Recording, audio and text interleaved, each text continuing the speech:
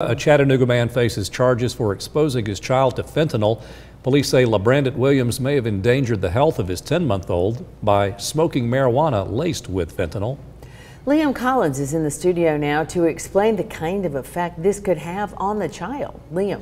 Yeah, well, David Zinney, the simple answer is it may have no effect on the child who survived the overdose. He was administered 2 doses of NARCAN, and because the way the drug works, the child may not even know it was administered to him unless the exposure was long-term.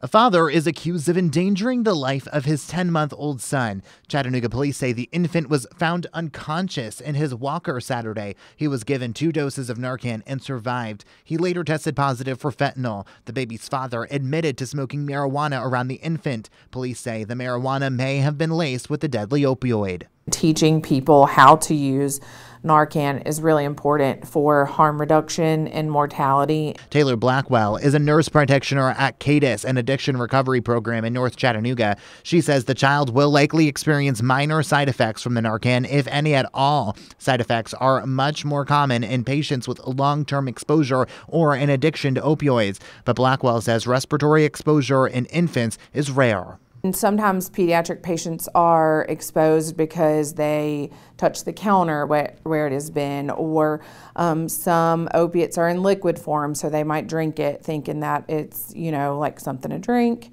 Narcan works by attaching to opioid receptors, reversing the effect of an opioid overdose, helping the patient to begin breathing again. It has no effect on other drugs, and it won't have any effect on anyone not overdosing on opioids. If you're opiate dependent, that can mean you are in immediate opiate withdrawal, and it can make you very sick. Side effects can include vomiting or seizures, but only in people with addiction, since Narcan and naloxone will likely cause withdrawal symptoms, which means the 10-month-old boy will likely not experience any issues unless his fentanyl exposure was long-term. There's greater harm in not giving the naloxone than administering it.